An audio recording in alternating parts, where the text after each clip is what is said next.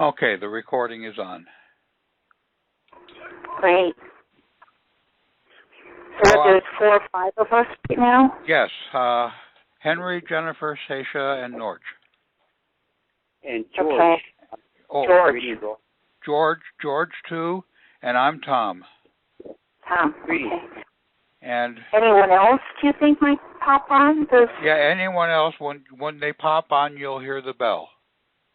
A ding, okay. You heard the ding sound, right? Yeah. Okay, so we'll know when they come on, and, just when someone comes on, I'll say hello. And that's the easiest way to do it. Well, on my email, I mentioned a few subjects. I know, people had some rather simple questions. One person wanted to start organizing an FAQ, which I think is a good idea. And in fact, I talked with someone else briefly who thinks it might be a good idea to try to write up the process. Because what Patrick has given us is a bunch of templates and a bunch of audio. And I'm a person who does much better by following directions and writing. Hello? It's Harold. Hi, Harold. How are you doing? I'm always good. That's great. Okay. We have Henry, Jennifer, Sasha, Norge, and George on the line here, too. And me, Tom. Yes, sir. Good evening. Okay. And I was, I just started off saying one person mentioned they wanted to start an FAQ. I feel we should be sort of writing up the process, because what Patrick has given us is a lot of templates and a lot of audios, and they sort of develop. And I'm a person who, when I listen to audio, it sort of goes in one ear and out the other, and I have to take notes. And I'm much better when I write things up clearly, so I can keep going back over them and writing and make sure I absolutely get it right. You are correct. And one of the things Patrick told me, and I really get it, he says that when he makes an audio, he listens to it 2 or 3 times. You bet. And he listens to it very critically, like it's someone else doing it, and he calls bullshit on himself when he needs to, and he fixes it. Mm-hmm. So, in the way, the fact that the process is constantly changing, I think is right. That means he's trying all kinds of things and correcting it when he doesn't. And I'm actually rather pleased with the last-minute changes he's made this week, because he's gone back to using the 998 and 999 post office numbers, which when he did that, about 3 or 4 months ago, that sounded like the most reasonable approach to me. Because it's going back to the de jure treasury in Philadelphia. Yes. Okay, I just listened to one of his new audio postings today. Yes, I just finished it too. Yeah, and when I went down to the post office to get that post box routing number, that 4-digit number, they didn't have a clue of what I was talking about, and was inclined to tell me. You get a whole lot of mail, right? On every piece of, probably on most of the mail you get, there's a 9-digit zip code. Right. And it's the last 4 digits. The first 5 digits of the post office. The last 4 digits is your box number. 98028. But I went to get the form also at the post office today, and they tried to give me a regular address change. You have to and upsell you a post office box. Master. Hello? Get that number. Hello? Yes. This is Yvonne, California. What's your name?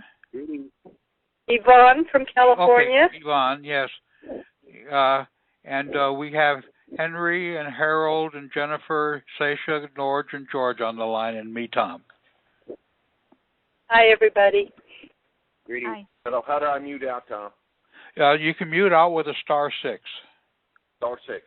Okay, I don't want to interrupt. And then you can get back in whenever you want with a *6. Gotcha. Okay. Thank you.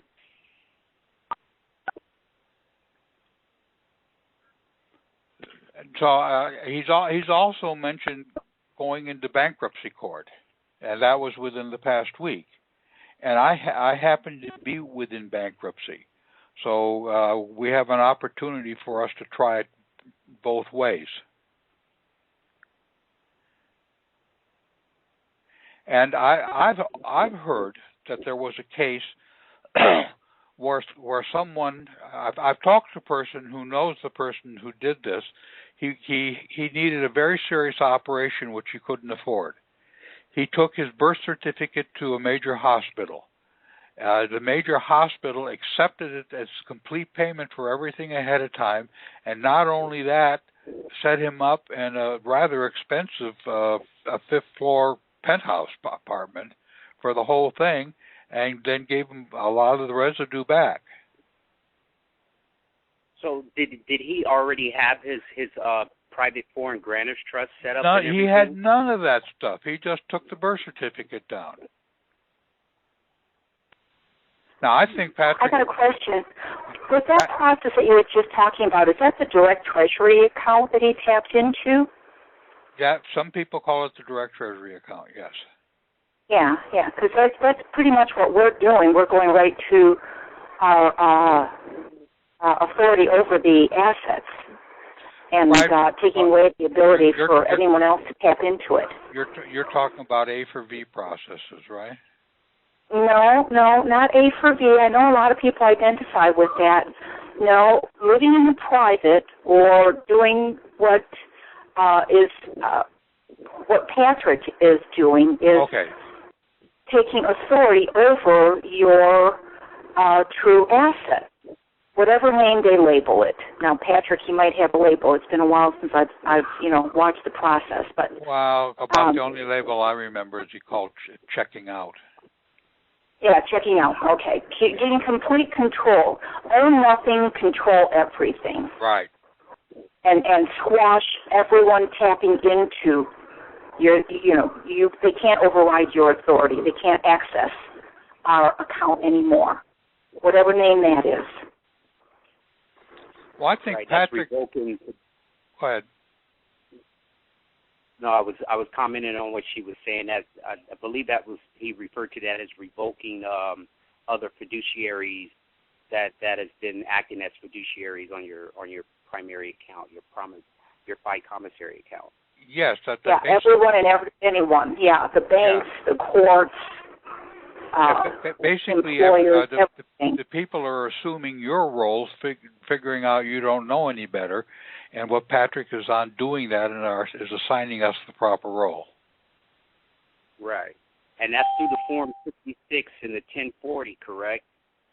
56 assigns a fiduciary. I don't think it's a 1040. Isn't it he does a 1041V as a voucher? Though I don't know. I don't think in his latest versions he's even using that. Well, I just recently, sent in my Form 56, but per the IRS instructions as far as sending in that Form 56, it's requiring that you fill out a 1040 and sit it in with the Form 56 in order to get the Form 56 in. And that's what I noticed in the process of me doing the Form 56. Well, from what I've heard elsewhere, that undoes the status that Patrick is setting up for us as a non-resident alien, because by submitting a 1040 or a W-4, or I think an SS-5, I'm not sure about the SS-5, well, they take it as you actually volunteering to be treated as a resident alien, which means you agree to be treated as a resident of Washington, D.C. And that puts you right back in the system.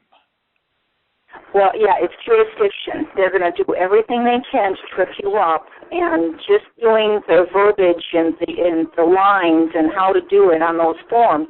And that's what every get clear on. That's where I'm getting confused. Well, and then putting in.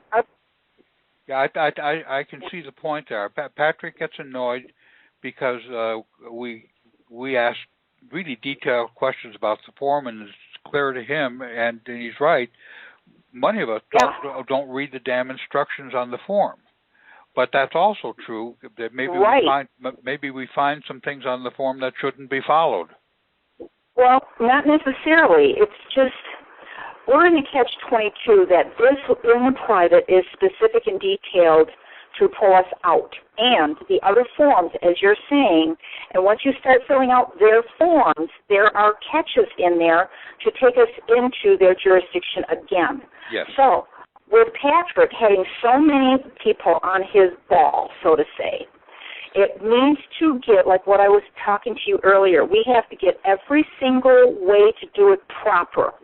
Right. Then take what people are doing that worked, things that weren't working, and we're going to have to go over it with a fine-tooth comb so that when people submit their paperwork, they know that it is done proper. Right. Then we start experimenting and sending it everywhere that we need to and see what comes of it. And that's how detailed I want to be, because I'm as detailed as Patrick, but Patrick, until I get the whole process, I'm not sending my stuff in. I've already done enough of my stuff, and so far they've walked over everything. No matter what way I put in, doing it according to the law and the language, and it didn't matter because a rogue court is a rogue court. But what I did realize with going through that, they're actually building evidence for me so that when I do get to the right place, that when I do actually put in the proper notices and applications and forms done to the T, that they can't budge on it anymore. It has to be surrendered to, our authority. Does that make sense to you? And that's what I want to do. Right.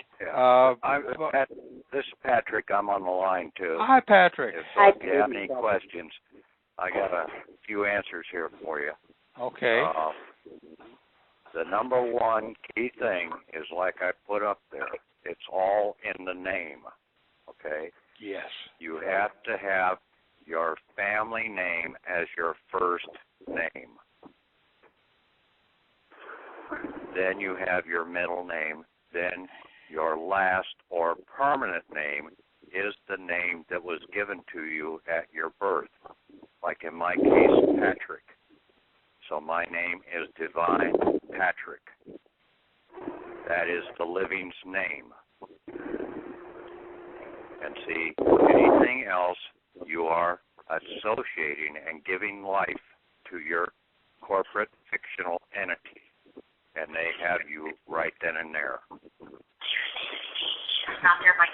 And I asked Patrick when he came out with that, because I haven't submitted many of my forms because I've been waiting on my 98 number.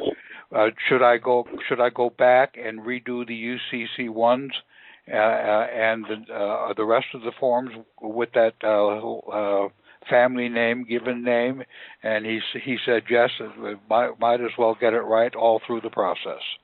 Is that right, Patrick? Well, you can set the UCC ones aside, okay? They're a corporate document, okay? We want to deal with the living document, and the living documents are located with the post office. Okay. Now, are those, is that the forms that are created by us, the living, or are we still going to be using their reformed forms? Well, like we take our certificate of live birth, okay? That's your foundational document, okay? That's the one that was created very first. Take a look at it. Your name on there is, for first name, is your given name. Your last name is your family name.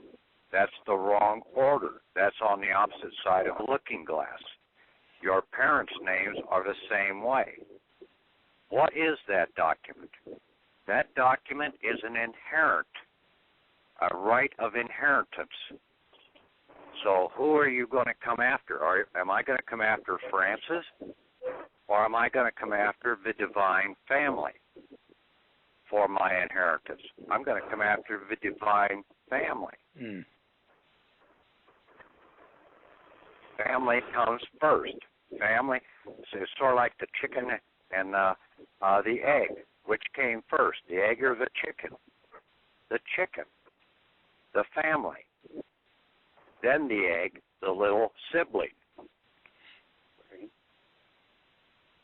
It also goes into the parable in the Bible about you sit at the end of the table and you get called up when you're recognized. So last becomes first. First becomes last. Okay, when we send that in, the birth certificate, that's the raised certified copy that we're sending into that one facility? Well, you're going to have to send you're going to have to mark it up, and you're going to have to call it a false registry. And you're going to put a notation for the correction of your name and your parents' names on that document. Okay, and that's the raised certified one. And yeah, well, I'm sending them in registered, but I'm putting my registered mail label on the letter, not on the envelope. And right. The birth certificate you send in, does that have to be an original certified copy, or can we make a copy? I'm just putting I'm taking a JPG of it, okay, and putting it down as a reference document showing that it is wrong. Okay. Okay. A lot cheaper. And see, you've got to send it into at least three post offices. The state capital post office, and each state capital has a governmental post office, not a United States post office, it's a governmental post office at the state capital. Right. And then also in Washington, D.C., the governmental post office is 20220. Right. And then the third one is with the Church of Rome, and that is at 10220, I think.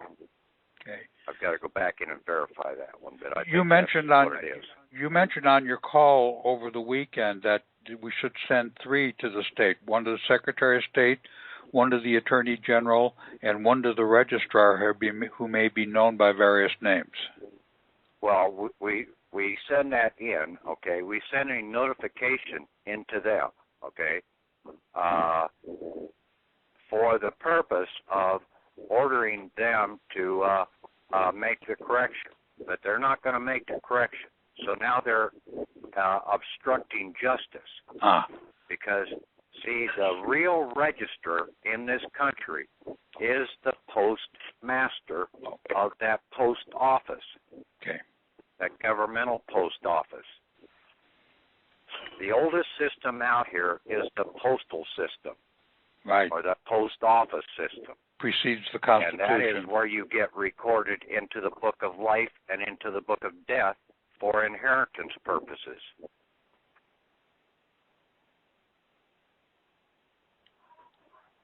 Good.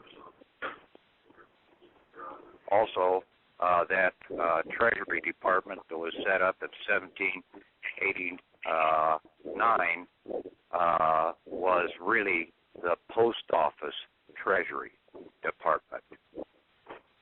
Treasury Department.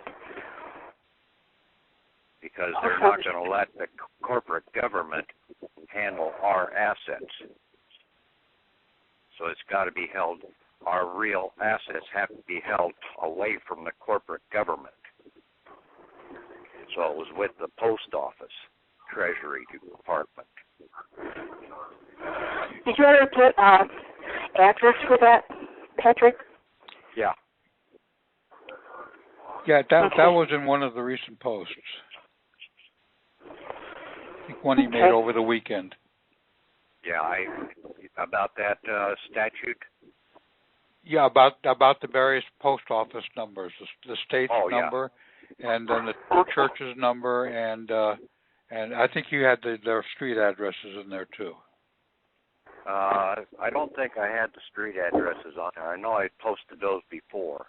Okay. But you can find them.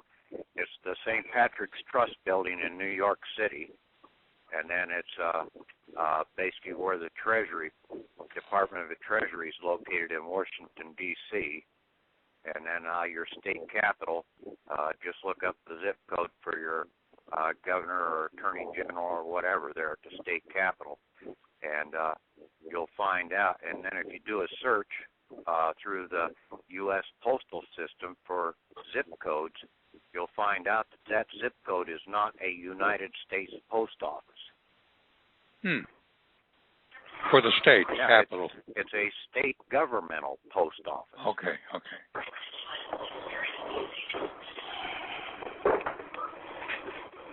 So you're saying we don't need the UCC ones now? You don't need to worry about. Set those completely aside. They're not going to do you any good. It's all through the post office. Okay. And you have to come in on all your documents, your driver's license, your certificate of title, your mortgage. They're all false registry documents. Okay, so Patrick, what you're saying is all these contracts, basically we're going back to contract law and we're superseding that even, aren't we? We're basically coming in and we're, read the definition in Ballantyne's Dictionary about false registry, okay? And see, they like the mortgage, and I told people they need to know how the money system works. Well, when you understand how the money system works, that house is paid for at the end of 3 years. Well, I understand that. Even though, with all the fraud that they perpetrated, is it best interest to just let those fraudulent contracts go, or because it still has to go into the pile of the cases and the, everything from our history and get rid of those contracts and those licenses. But so are we just letting... All those contracts, okay, they're held in a bank. That post office, that governmental post office, is a bank. It has a bank routing number. See, people thought that they knew everything about the zip codes. They don't. That zip code is a 5-digit number dash a 4-digit number.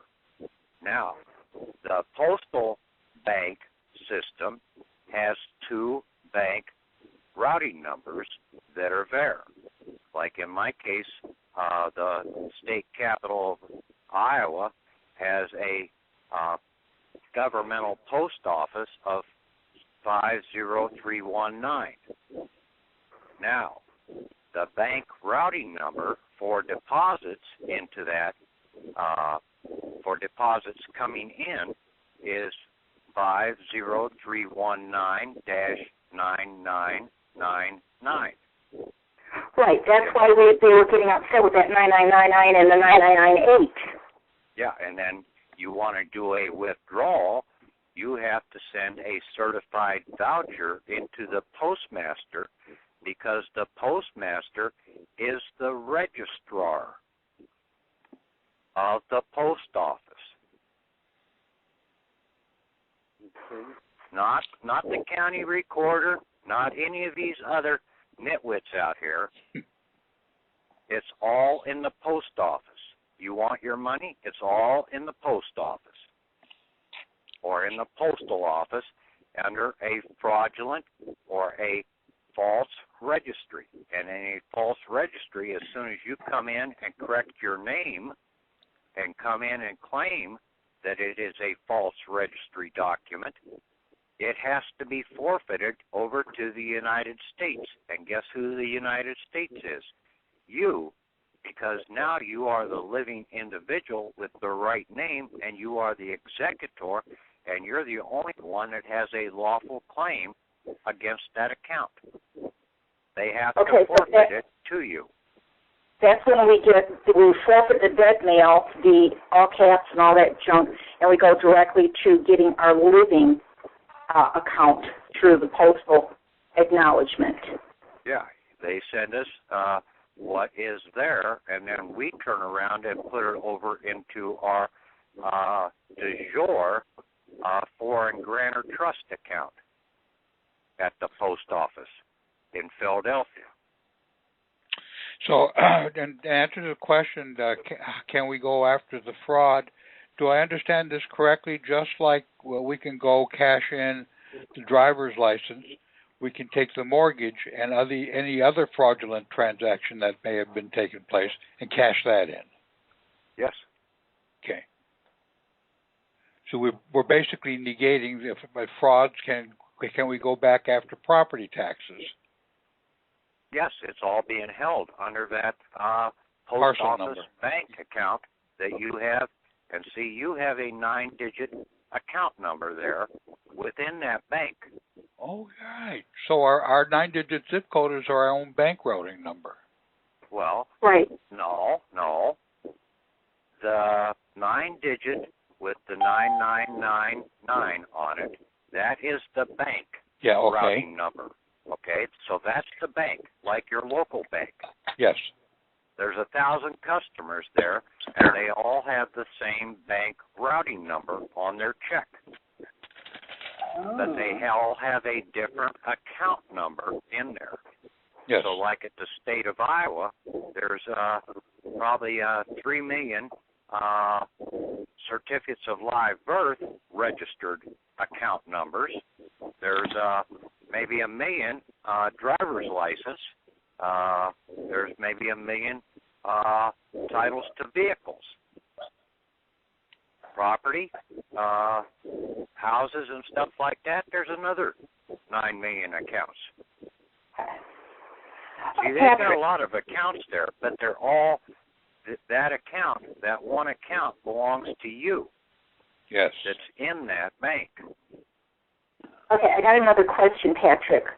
To bring to fruition all of the things that we've done in commerce, and with the going direct to our asset account in the postal, they know everything that's been done, recorded, filed, cases against us. They know all of these ledgers, the positive and the negative. They have the true ledger. So basically, we don't have to go into these individual court cases or foreclosures and all of the fraud that's been perpetrated. We're just going after, once we get our name and our lawful status secured and acknowledged, then they just balance that out. And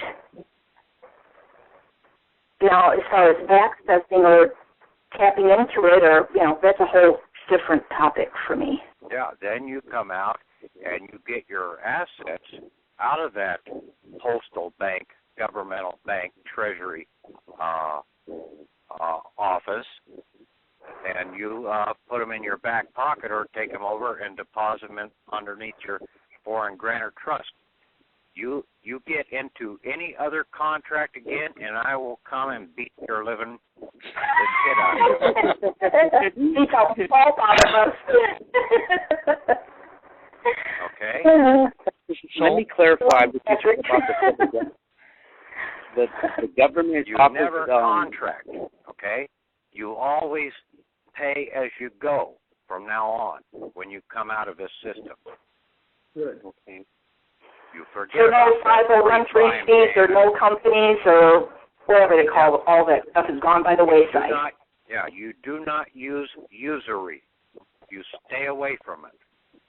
Okay, so the stuff that's going around where they talk about in the private, so that's nullified now from this point forward because we're the living.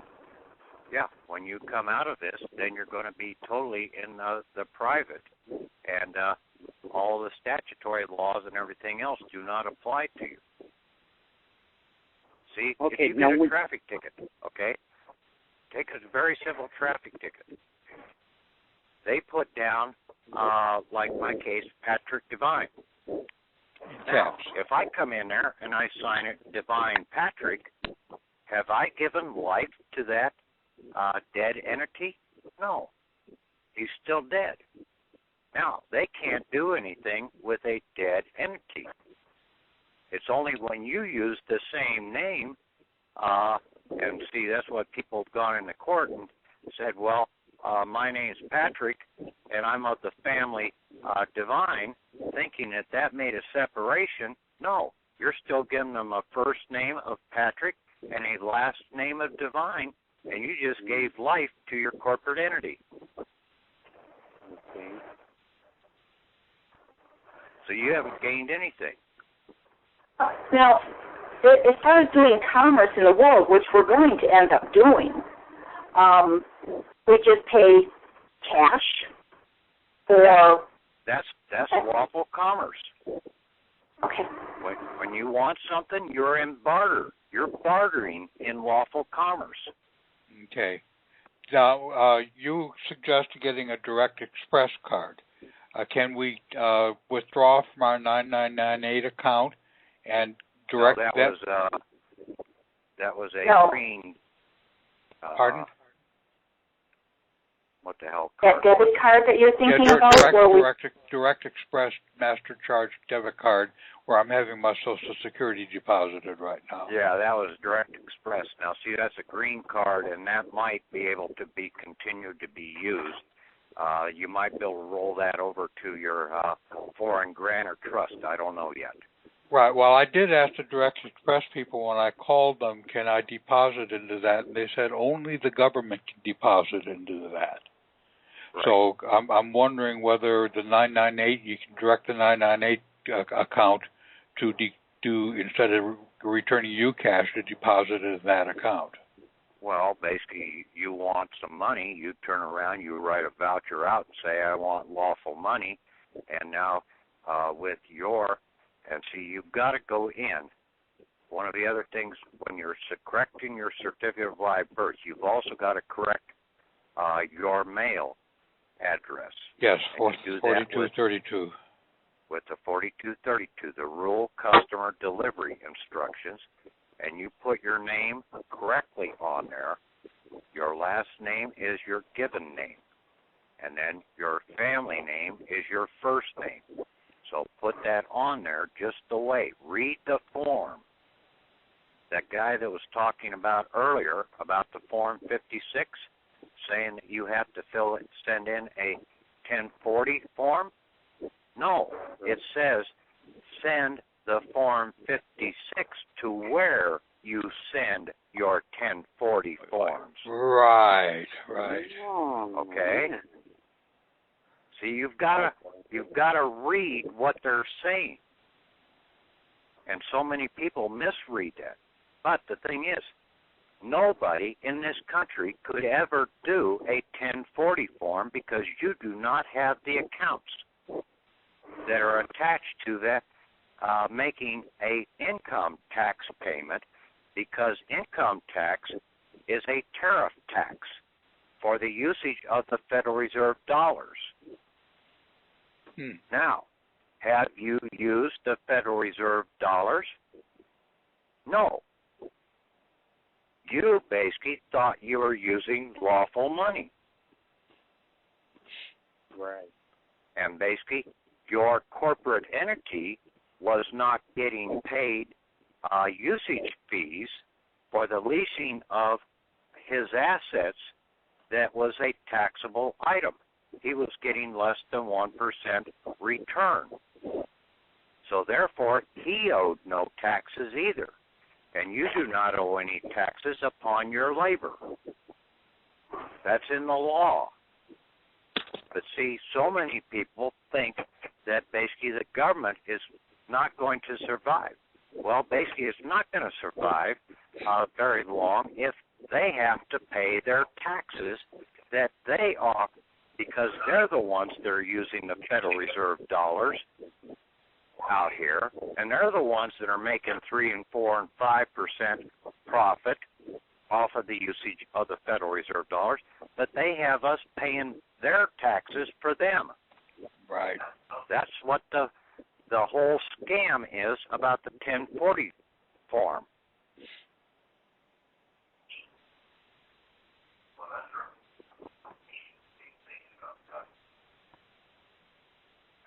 I'll let you guys go on and talk. I'll sit back here for a while. So any more questions from people? Yeah, you guys were mentioning these 998 accounts. What are those? These 998 numbers you are talking about. It's a bank routing number. Okay, it's a bank account number with the state post office. Okay, just like on your check. Take a look at your check. Your bank, local mom and pop bank, have a 9-digit routing number. They have maybe a different routing number for deposits than they do for withdrawals. And they always start with 998? No. This is what the post office, the governmental post offices use. 50319 is the first 5 digits dash 9999 as the last 4 digits, so that they have 9 digits. A bank routing number. It's just a bank. This whole thing is about banking. They correlate it to your local mom and pop bank. I think this is explained pretty well in Patrick's audio that he just released. It goes over this in quite a bit of detail.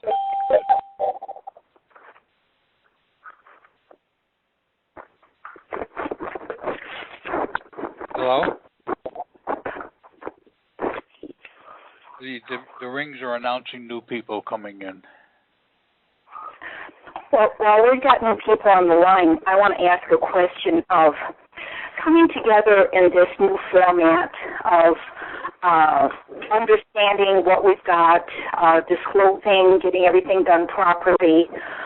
Is there any way of formulating like a directory or a master list or people that are willing to communicate, and if you're willing to do this weekly thing, or we can connect on Skype or any of those formats so that we could get, the questions and then understanding, like writing a little, book or examples, because I know that in my email I can just scan a whole document. Do you know what I mean? Yeah. And we can put the right way and the wrong way, because I'm visual, and I color and highlight everything, and I go through the dictionary or whatever.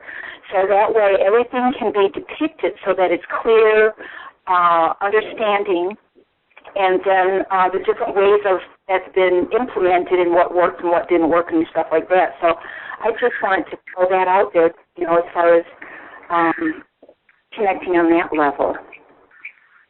Well, I suggest that we use this Monday night as a regular time when we can get together and ask these questions. And in fact, it might be that we might want to address the questions to the groups during the week, and then we all talk about them on the following Monday. Yeah, that would be wonderful. That way we could do like the legwork of what is, so that it's not compounded. And that way we can get it real simple and, direct and taken care of. Right. Like a little, We can each process the questions and then go on Monday, go over our answers and make sure that we're right, because each one will probably get something wrong, but there will be a lot right that we do get. Yeah. And one thing here, okay, you guys are going to be surprised, really, when you do that PS form, post office form 4232, and you take your certificate of live birth. If nothing else, you just take your certificate of live birth and you send it to your state post office, to the post office there in Washington, D.C., and to the postmaster, not just to the post office, but you have to address it to that postmaster of that post office, and the Church of Rome post office. Noting we should be able to. that goes directly to them. It doesn't have to get mixed up with the different states. Everybody can take care of their own state and maybe list it for a general directory, but the ones that you're talking about would be specific to and that name and that address. So, we could get that posted on the site, right, Patrick? Yeah. Well, basically, yeah. That you send a copy of that 4232 into each one of those post offices, along with your claim of your executive claim of false registry on that certificate of live birth, and you make the notation of the errors that are in the names and that what should be the correction on there in the file. Now you posted that to that postmaster. Now he has to post it because it's coming now from you with your form 4232. You are now the postmaster of your post box. Okay, where does it come in where you send your self-addressed to the post office with the correct address, and you keep a copy of what you're sending to the postmaster? Do you do that or no? Well, you do one to your local post office, to the postmaster at your local post office that you're living at. Okay? Now, why do you do that with the local postmaster? Well, you want your mail delivered to you to the living, not the dead mail. And you can mark on there, if you're the only one living at that house, and I'm Patrick, or I'm Divine Patrick, I'm not Patrick Divine, so I say on there, none for other people to receive mail at that address. Now, guess what? You go in the court, and the court tries to say that you are Patrick Divine. You call in the postmaster of that post office and say, hey, what is my recorded name and address? Right, because the post office stands above the government. Oh, yes. You do not fuck with the mail. No. I got another question before, and you don't have to answer it now, but I also want to open up the topic on how to protect ourselves and get ready for not screwing up in the future. Well, Casey, that's sort of a tough one. So we have a human nature to fuck up. Yeah. Well, I want to touch a lot of different little topics or scenarios, and maybe, and how not to... Just look at everybody's love life and everything else. How many times we've sort of messed up through our lifetime. More than enough. Yeah, still not married. Hey, oh, well. Before we get deep off into that, I got one more question before we move on to the next topic. Patrick, you've been mentioning this Church of Rome Postmaster General. What is this Church of Rome, and how do we find that Postmaster General? That you don't. It's not a Postmaster General. It's the post office that is located at 10220. You just send a notification that just like you're doing to your state, you just mark it to Postmaster number 10220. Okay. Someone has this on speakerphone. Whoever has this on speakerphone is echoing back to us. Could you mute yourself by pressing *6? Okay, I think the feedback's off now. Okay, good. Oh, it's there a little bit. Yeah, Someone you still don't need to know their names. You just need to know their title. Okay. what I'll do, Patrick, is just one of the messages back to the group. I'll just get out the correct addresses for the state government and the church, and just put the full addresses. I'll put them out there. So our homework right now is to do the 4232 and the false registry document. Send them to the three state officials and the Postmaster General, the Registrar of the Federal, and the St. Patrick Trust Department in New York. Yeah. Now, I don't think the three state officials are going to do a damn thing with it, because I just wanted to prove that basically if they do not comply, okay, with the order, then basically the state officials are not worth a hill of beans. That's right. The only place that we can go to now is to the post office. But we have put them on notice. Yeah, we put them on notice, and now if anything comes back out of that, we will turn to the postmaster and have them make the basically they're messing with the mail. Okay. Now, I didn't quite get this. I understand the process you use for doing certified mail, more or less, but I've tried to go to my local post office and try to get a registered slip with a red number on it. They wouldn't give it to me. They said they would only do it when I bought registered mail, and they would put it on when I handed everything over to them. Should I just try to go to another post office? You might be able to go online and order the supplies, because if you read that document, okay, that 4232, and I told you to read the document. Yep. It says that you have the right to obtain the supplies, and then you can give your registered mailing to the rural delivery person, so you can do certified mailings right at your local house. So I should take the 4232 to the post office and have them read it. Yeah.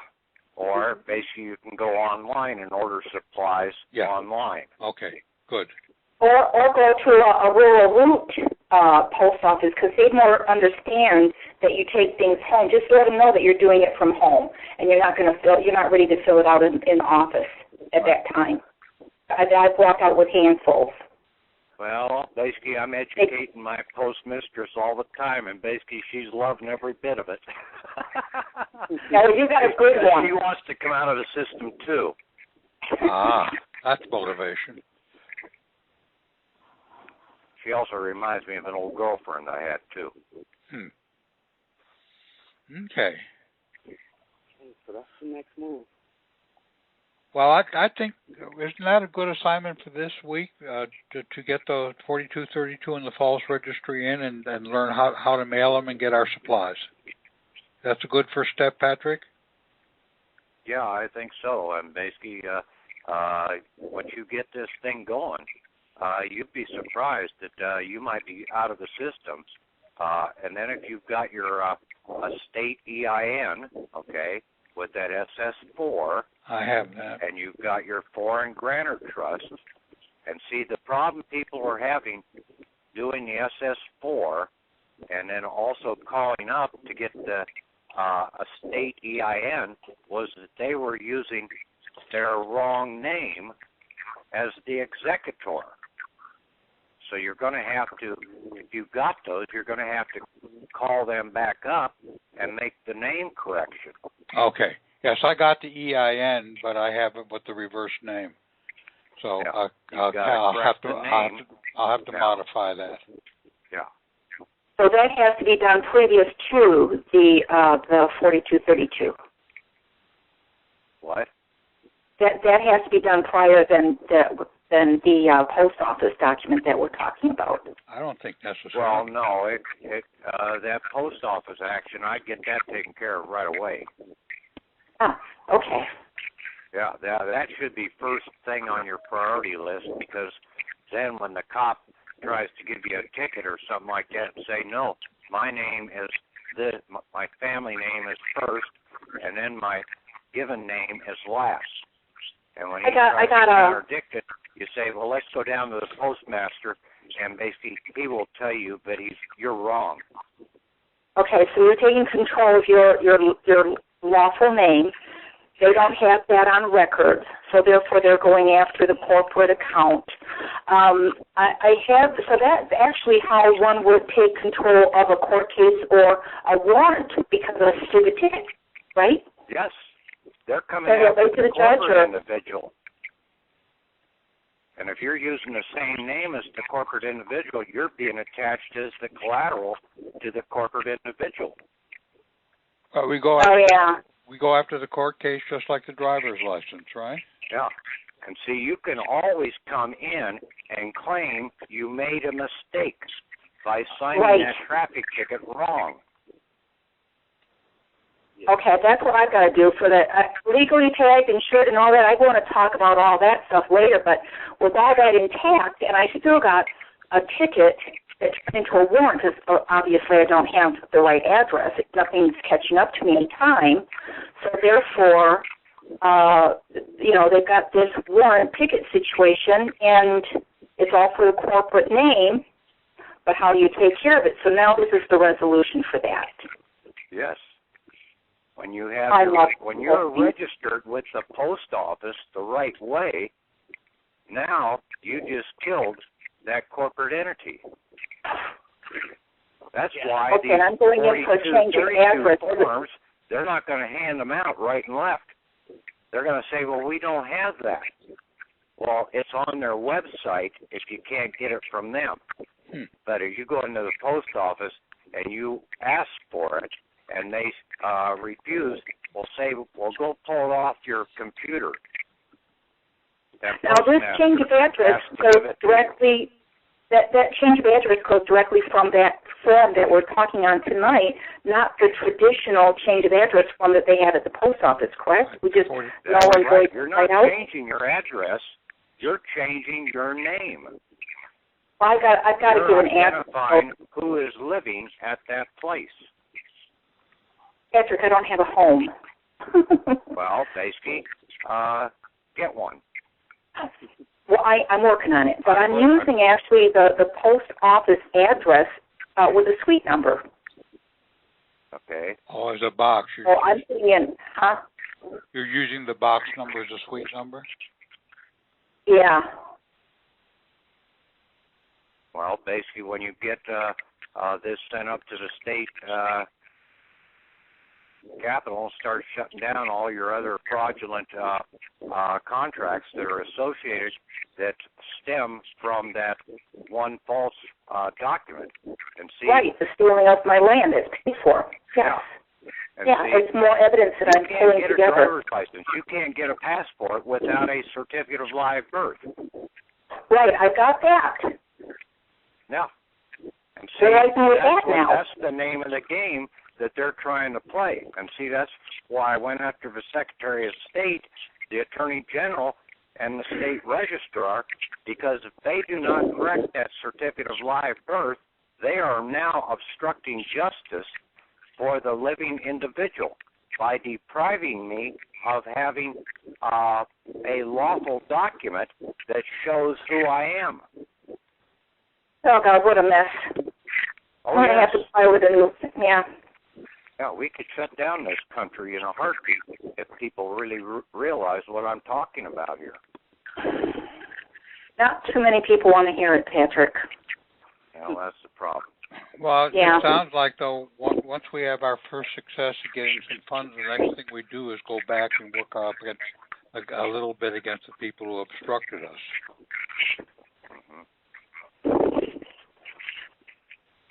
Well, keep me posted. I don't know what they're going to come, and basically I'm just got burned out. So if I get out of the system, I'm going to take some time, well-deserved time off. What you going to do? Fire the world. Well, I mean, for yourself. You got a secret vacation spot you're going to? Don't tell us where. Or a secret project? I don't know where I'm going. That's the problem. I don't even know. Okay. So you're just going to let go and relax for a while. I'm just going to be gone. Okay. I get that. You really have worked hard at this. Okay. Yeah. Well, I think we have our assignment here, right? Yes. I'm happy.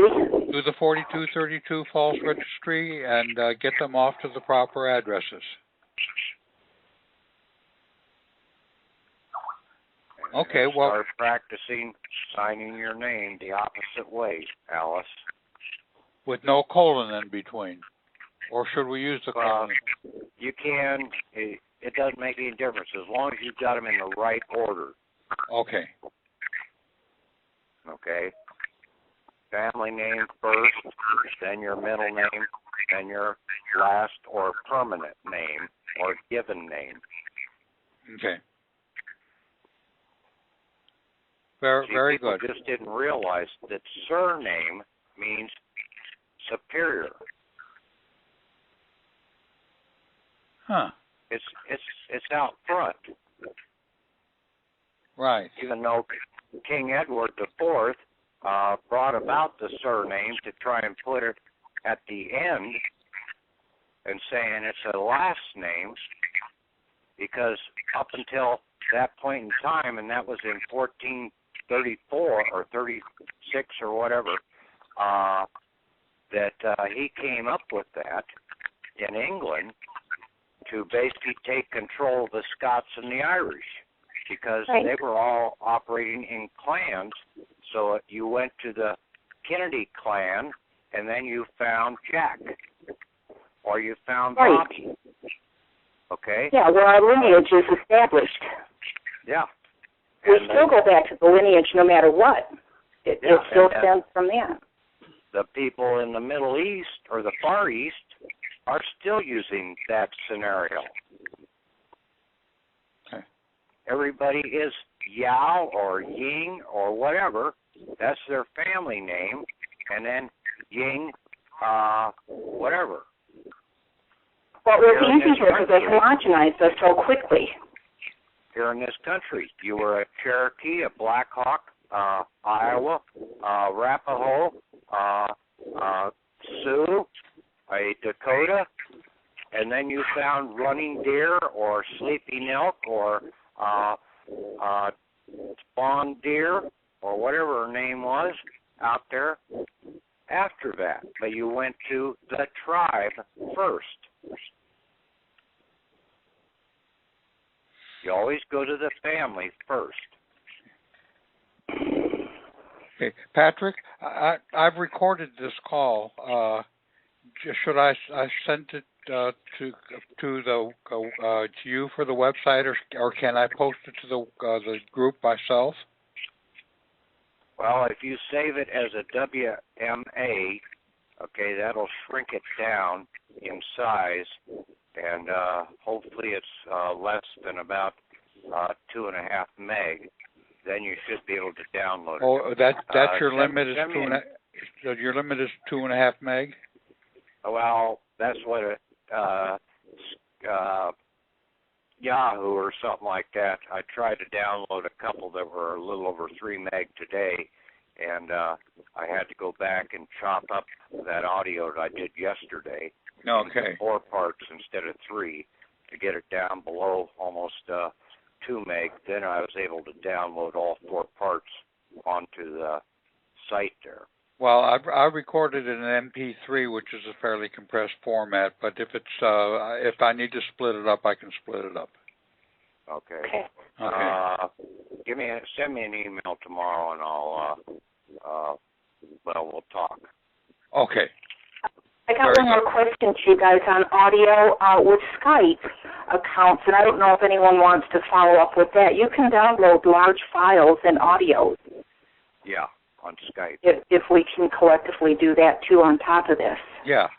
Or I could separately email this to anybody, because my email has a 20 megabyte limit, so I could send the full conversation to anybody personally. Yeah. Okay. Thank you. Okay. So I think we have something to do, and we can probably collect problems and questions during the week and solve them next week. Yes. We're going to need someone's email, or is it going to be through the site again? Oh well, I'll remind everybody on the site about the meeting. Is that okay? Yeah, I'll leave the site open, and I'll probably turn it over to a couple other people. Okay. Yeah, you go relax. Might be one of them, Tom. So I'll talk to you later. Okay, very good. Very good. But check in on us every now and then, Patrick. Don't just check in on us every now and then. Well, yeah, probably to come in and kick your butt. No, that's all right. We're not getting done. Right. Well, if as long as this Monday night thing works, this might be the easiest way for you because you got us all at once rather than separate phone calls. Well, I think you're going to really be surprised when you start using your name the right way and you get that address or that name postal route customer form filled out, and then you get that certificate of live birth corrected. Well, I understand that process, so I think it's very possible I could get that all out to the right places tomorrow. But I might put a couple more templates up there tomorrow. Okay. For, my only question right now is how to do this certified mail stuff cheap, and if I don't have it figured out right, I might do it the expensive way just to get this done.